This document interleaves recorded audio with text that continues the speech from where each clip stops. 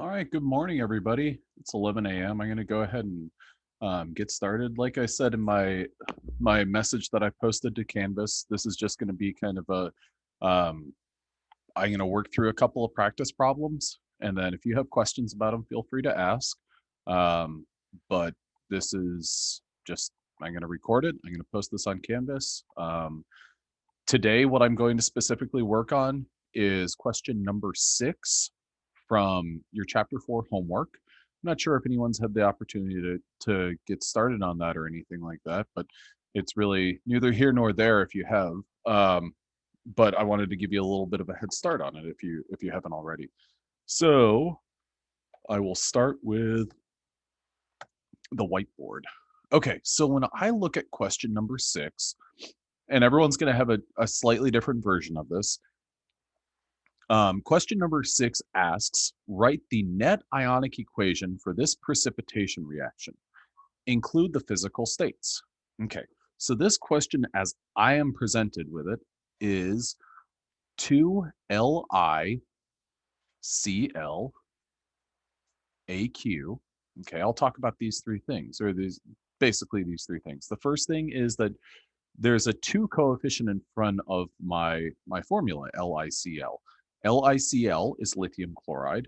This AQ indicates that this is an aqueous solution. So it's kind of like table salt in the sense that if you have this solid and you add water to it, what's going to happen is that these two, this lithium and the chloride ion, they're going to separate from one another.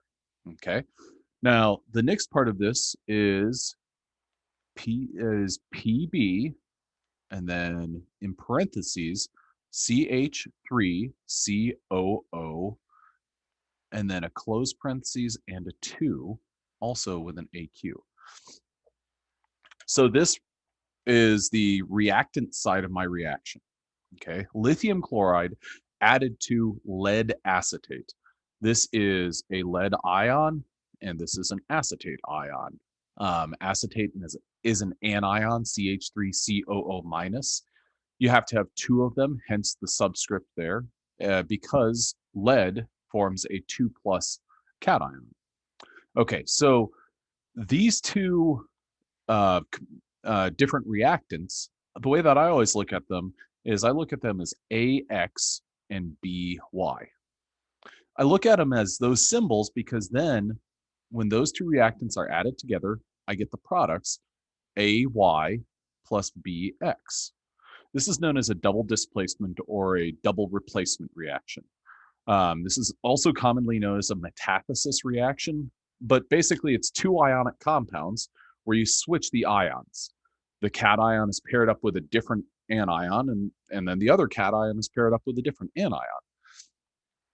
So with that model, lithium being A, chloride being X, lead being B, and acetate being Y, well, if I wanted to rewrite what are my AY or my symbol for AY, I would write that as Li and CH3COO. Now, you might look at this and say, well, why don't we have any coefficients or subscripts or anything like that? Well, the reason for that is lithium is a +1 cation, and the acetate anion is a -1 ion. So you'd be able to deduce that from the periodic table, looking at, well, lithium is a group 1 metal. I'm going to write G1A, a group 1 metal, therefore it has a +1 charge. Chloride is group 7A, therefore it has a -1 charge. If you know those two things, and then you know that acetate is a -1 ion, which you can deduce from lead being a +2 ion, well, then you'd be able to come up with this formula of LiCH3COO. Now, my other shuffled ionic compound is going to be PB, and since lead, PB has a 2 plus charge, chlorine has a -1 charge, you've got to have PbCl2. Okay, so the other thing that's written, so let me make sure that I've copied this all completely. There we go. Now I've completely written my formula as it's presented in the problem.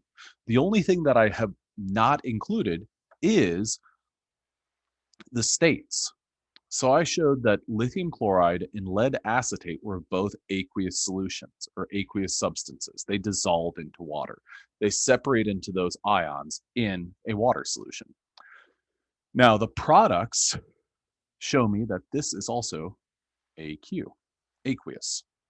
Now, this lead chloride, on the other hand, well, that's a solid. Okay, so the way that you need to look at this, and the way that this sort of reaction, as I've got it written right now, I'm going to erase some of these things.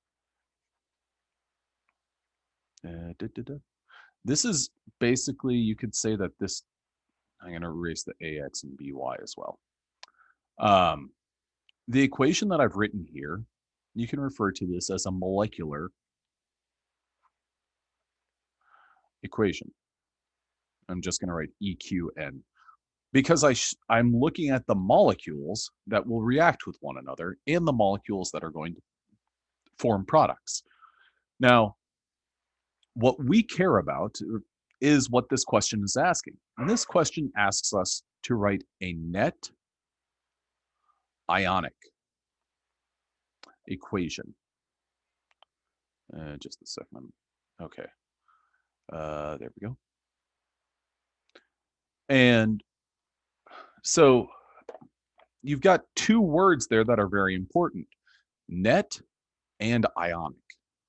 Now, from a chemistry standpoint, you should think about this as, okay, well, I'm going to be writing ions. And whenever you write an ion, you write something like, I'll just say Li plus. That is lithium written as an independent ion rather than lithium being a part of a compound.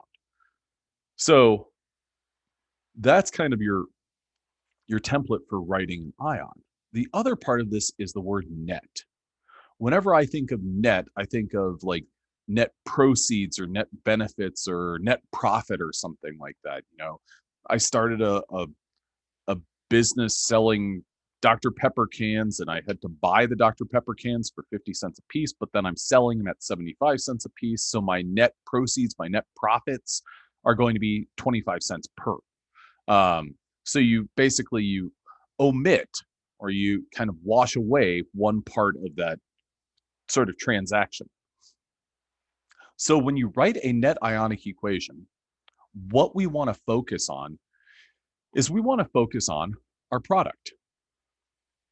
Our product that actually is a solid that precipitates out of our solution.